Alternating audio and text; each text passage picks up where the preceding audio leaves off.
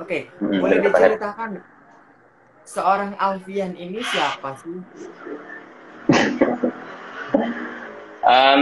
Oke, selamat malam teman-teman. Kenalin, aku Alfian dari jurusan Ilmu Komunikasi angkatan 2018. Di sini saya pernah ikut di public speaking class season 6 dan juga pernah ikut duta public speaking di tahun 2019. Dan uh, di sini tadi udah dikenalin sama Mas Debi. Saya sebagai apa ya, ketua Ormada Ponorogo, terus juga uh, Duta Fakultas Ilmu Sosial dan Hukum, dan juga Putra Unesa. Oke, karena tema kita berprestasi dengan public speaking, jadi nanti kita bukan hanya menyoroti prestasi-prestasi seorang Alfian, tetapi maksudnya prestasi dalam hal juara-juara, tetapi juga prestasi yang di hal lain, misalnya kesuksesan kamu dalam menjadi seorang pemimpin itu bagaimana, atau dalam menjalani perkuliahan, apalagi kuliahmu kan juga ilmu komunikasi, itu kan nggak jauh beda dengan public speaking. Public speaking ada kaitannya dengan ilmu komunikasi. Nah, aku pengen tahu nih, awal mula kamu belajar public speaking itu sejak kapan sih? Pastinya kan nggak mungkin langsung percaya diri seperti ini gitu. Kalau dari aku sendiri itu memulai bisa ngomong di depan banyak orang itu mulai dari SD kelas 3 kalau nggak kelas 4 Mas Dep.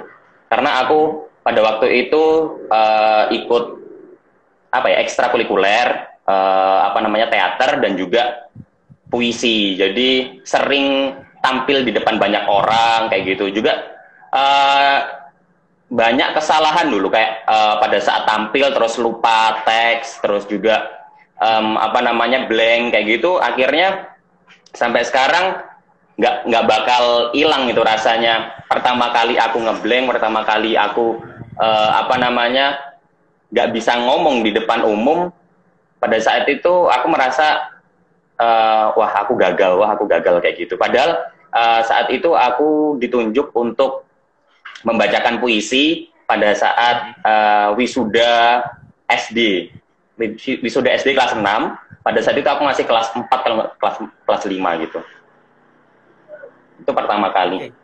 Oke, dari situ pas SD kan berarti sudah merasakan, ya bisa dikatakan sedini mungkin dalam berpublic speaking. Nah, kira-kira ketika masa apa ini? Masa SMP atau masa SMA atau bahkan pada saat kuliah yang kamu benar-benar menekuni public speaking, benar-benar belajar. Waduh, gimana nih supaya lebih percaya diri dan juga biar nggak belibet dan lain-lain. Itu kapan?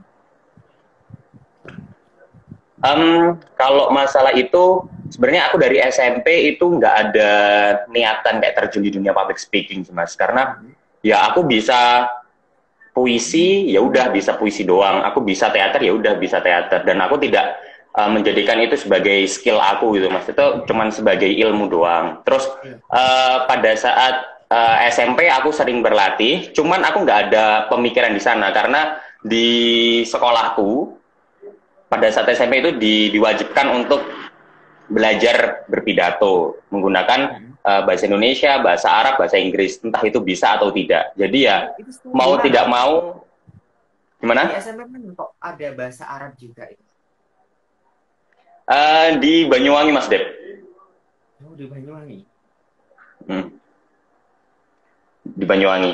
Nah di situ mau nggak mau aku yang nggak bisa bahasa Inggris, yang nggak bisa bahasa Arab, dan nggak pernah tahu yang namanya pidato. Akhirnya ya sering grogi, terus nggak punya materi, terus juga apa namanya, ya ngeblank, grogi di depan itu wajar kan ya. Terus ya udahlah, sekedarnya aja latihan doang untuk ya bisa dikatakan ngegugurin kewajiban gitu doang. Terus pada saat SMA aku pindah ke Ponorogo, di Mandua Ponorogo. Di situ um, aku coba skill pidato yang udah aku pelajarin di waktu SMA, waktu SMP. Waktu itu aku coba ikut pidato bahasa Indonesia. Ya memang sih pertama-tama memang gagal banyak banget. Aku ikut lomba dan banyak banget juga aku gagal, nggak pernah menang sama sekali. Ya udah nggak apa-apa. Aku yang penting itu bukan menangnya Mas Ded, tapi aku melihat bagaimana skill musuh aku kayak gitu. Dan itu merupakan bisa jadi apa ya, kaca perbandingan buat aku. Oh, dia bisa menang karena dia punya kelebihan di sini. Jadi aku harus bisa kayak dia kayak gitu. Terus setelah aku bisa pidato bahasa Indonesia, aku coba nih pidato bahasa Arab. Ternyata alhamdulillah juga lancar kayak gitu. Juga pernah dulu ikut lomba pidato di Universitas Darussalam Gontor di Ponorogo. Itu alhamdulillah dapat juara 1, memuaskan banget karena memang aku dibimbing sama ustadznya di situ. Bahasa Arab yang baik itu seperti apa, dan intonasinya dalam bahasa Arab kan tentunya pasti beda dengan bahasa Indonesia kayak gitu sih Mas. Oke, berarti apa kamu termasuk berproses sejak awal banget gitu ya. Ketika misalnya nih teman-temanmu melihat, wah enak ya Alfian, pintar, public speaking-nya pede dan lain-lain. Nah, mereka perlu tahu nih bahwa jauh-jauh hari ketika SMP SMA kamu juga sudah berproses banyak. Oke. Benar banget Ketika SMA ya. Nah, kamu memutuskan untuk masuk ilmu komunikasi itu kenapa? Apa karena pengen mendalami atau meneruskan pidatomu tadi atau bagaimana? Itu nyambung di SMA ya Mas. SMA itu kan aku udah sempat punya prestasi kayak pidato kebangsaan, terus aku pidato bahasa Indonesia, pidato bahasa Arab, terus juga aku pernah ikut lomba reportase, jadi kayak membawa berita gitu, kayak news presenter. Dan di situ aku merasa aku punya skill di bidang public speaking. Aku ternyata bisa pede di depan orang, aku bisa ngomong di depan banyak orang. Ya walaupun bisa dikatakan masih belum profesional gitu, cuman model PD doang, tapi kayak masih belum punya ilmu jauh gitu.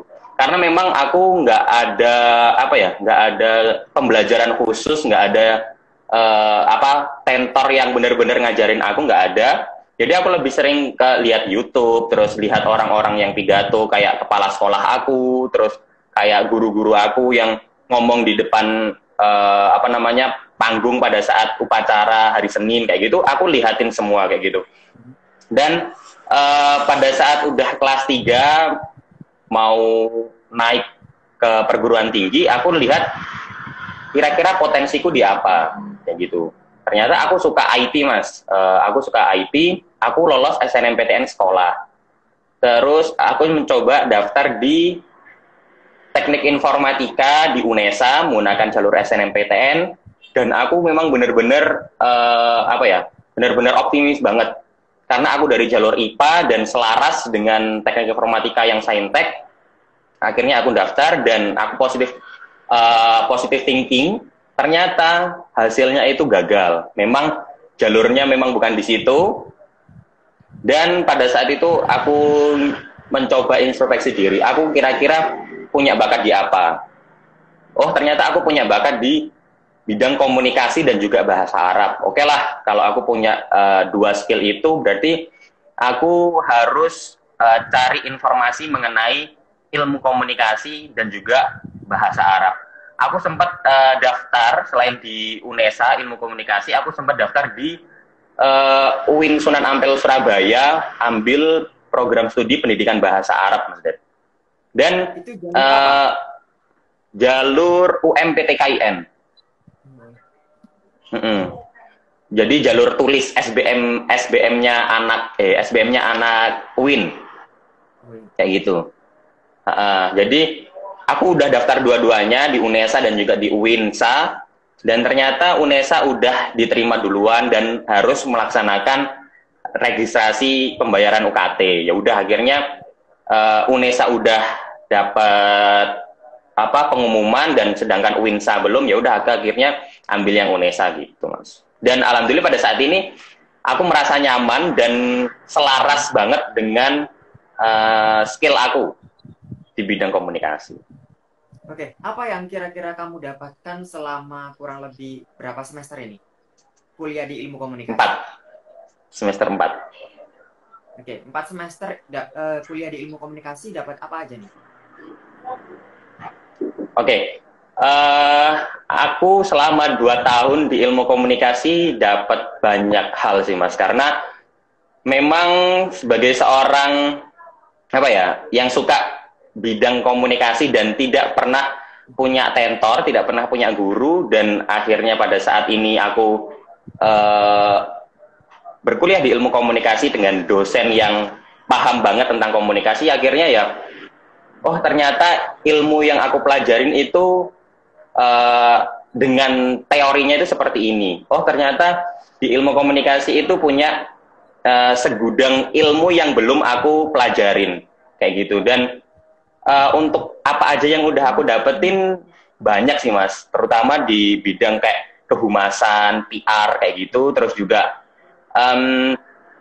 tentang periklanan, terus juga mengenai public speaking, karena di ilmu komunikasi ada mata kuliah yang namanya keterampilan berpidato, gitu. Jadi semua aspek-aspek komunikasi ada di mata kuliah ilmu komunikasi. Oke. Nah, kalau tidak salah di ilmu komunikasi ada semacam konsentrasi gitu ya? Benar banget. Kamu sendiri memilih apa? Untuk konsentrasi di ilmu komunikasi itu baru bisa diambil semester 5 Mas Dep. Jadi aku masih semester 4, masih belum ambil. Tapi semester 5 kan bentar lagi nih, setelah lebaran nih kan masuk ke semester 5. Mungkin aku sendiri pengen terjun di dua konsentrasi Mas Dep. Karena ya dua ini menurutku sangat relevan banget dengan aku. Yang pertama ada media massa itu terjun di dunia pertelevisian, dan yang kedua marketing komunikasi, kayak gitu. Dan aku sendiri pengennya di media massa sih sebenarnya, tapi banyak teman-temanku yang bilang kalau misalnya aku tuh cocoknya di marketing komunikasi, kamu di marketing aja karena kamu bisa banget buat jadi orang marketing, kayak gitu. Nah, waktu itu kamu bergabung di komunitas public speaking season 6. Season 6 itu kalau tidak salah di awal 2019 bukan sih? Atau akhir 2018. Iya, seingatku awal 2019. Awal karena season 5 itu kan 2018 waktu maba masuk. Jadi kamu daftar public speaking itu bisa dikatakan di semester 2. Nah, itu alasanmu apa? Alasanmu Oke. Dan kenapa alasanku ikut public? Oke. Sebenarnya pada saat aku maba, pada saat kunjungan expo itu yang di sebelah rektorat di gedung LPMP Mas ya, LP3M. Nah, di situ sebenarnya aku pada saat maba itu udah daftar di situ Mas Dep. Cuman masih belum tahu ternyata kalau orang-orang yang daftar di situ udah ikut pembelajaran di public speaking kayak gini. Terus aku udah daftar tapi nggak ada kontak sama sekali. Terus ya udah aku diem gitu kan. Terus ya udah aku cuma jadi mahasiswa kupu-kupu. Aku ya kuliah pulang. Terus ada teman aku yang dia ikut public speaking. Akhirnya aku nanya, loh kok kamu udah daftar public speaking gitu? Padahal dia sama kayak aku angkatan 2018. Terus iya kemarin aku udah daftar di public speaking season 6. Oh, caranya gimana? Bla bla bla. Terus dijelasin sama dia. Terus dikasih nomor teleponnya Mas Debi. Akhirnya aku daftar ke Mas Debi untuk ikut public speaking. Terus kenapa aku ikut public speaking? Karena yang pertama aku suka banget di bidang public speaking dan komunikasi. Ya. Terus aku juga perlu yang namanya pengembangan skill kayak gitu. Dan pengembangan skill itu didapat dari circle yang aku datengin atau circle di lingkup aku gitu. Kalau misalnya aku punya skill tapi aku nggak punya circle yang sama dengan skill aku, maka uh, skill yang ada di dalam diri aku tuh nggak akan berkembang, ya cuman gini-gini aja, stagnan gitu, karena nggak ada saran, nggak ada apa namanya ide-ide lain yang masuk tentang public speaking gitu. Dengan aku masuk di komunitas public speaking, aku bertemu dengan banyak orang yang punya skill sama dengan aku, punya teman-teman yang pengen juga bisa public speaking.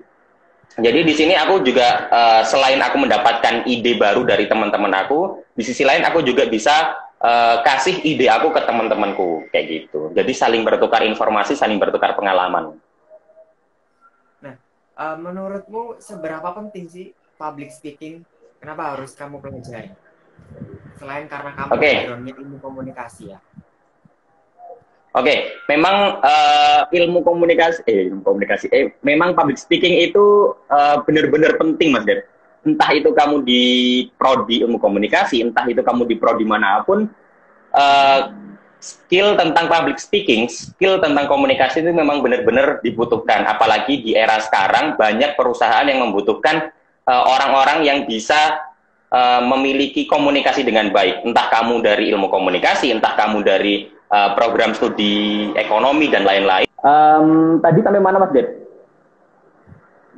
Seberapa penting public speaking buatmu selain karena backgroundmu ilmu komunikasi? Oke.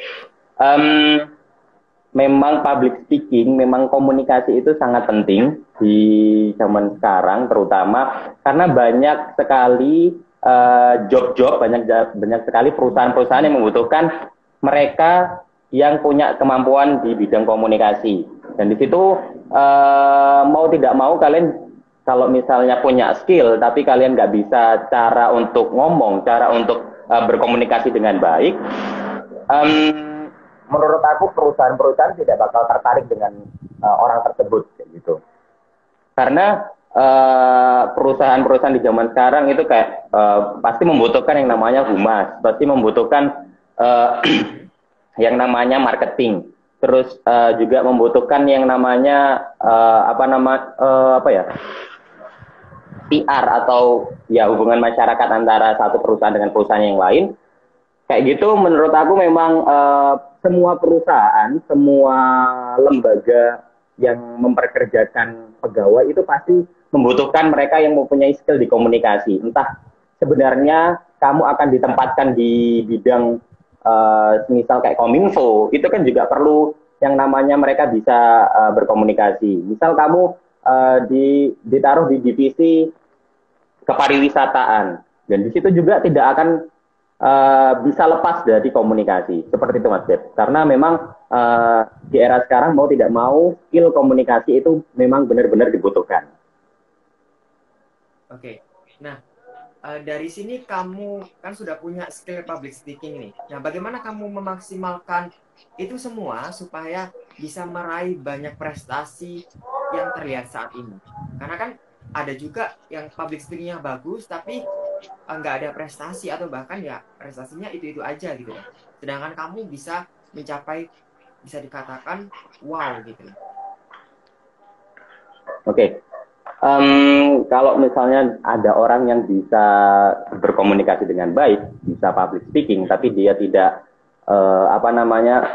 dia tidak bisa dia tidak bisa memunculkan skillnya. Menurut aku dia adalah orang-orang yang merugi. Dan juga mungkin banyak orang yang bilang gini, dia pandai komunikasi, dia pandai public speaking, tapi dia merendahkan dirinya. Oke lah, memang kita tidak boleh sombong, kita harus merendahkan diri. Tapi dengan kalian merendahkan diri, itu berarti kalian menjudge diri kalian itu orang-orang yang tidak bisa. Dan maka dari itu orang lain juga bakalan menjudge kalian itu orang yang tidak bisa gitu. Misal aku bisa public speaking, aku bisa ngomong, aku bisa sambutan kayak gitu ya. Tapi aku menolak semua tawaran dari teman-teman, semua tawaran dari organisasi-organisasi, aku bilang aku tidak bisa, aku bisanya cuma kayak gini doang. Ya maka orang lain akan menilai kalian itu orang yang tidak bisa, kalian itu ya sok-sokan bisa gitu loh. Nah maka dari itu kalau dari segi skill, entah itu kalian di komunikasi, entah kalian punya skill di fotografi, entah kalian punya skill di apapun, kalian jangan sampai merendahkan diri kalian, merendahkan skill kalian di depan orang-orang, karena itu juga bakalan menjudge diri kalian sendiri. Itu kembali kepada diri kalian sendiri, kayak gitu. Kamu bilang nggak bisa, kamu bilang aku bisa tapi ya sok-sok bisa aja, nggak bisa banget kayak gitu. Ya orang lain bakal melihat kalian ya orang yang biasa gitu loh. Mending kalian orang biasa tapi kalian bilang bisa. Dengan kalian bilang bisa, pasti kalian juga akan bertanggung jawab dengan apa yang kalian omongin. Aku bisa MC nih, aku bisa sambutan, aku bisa pidato. Padahal aku nggak punya background, aku nggak pernah nggak pernah pidato, nggak pernah MC.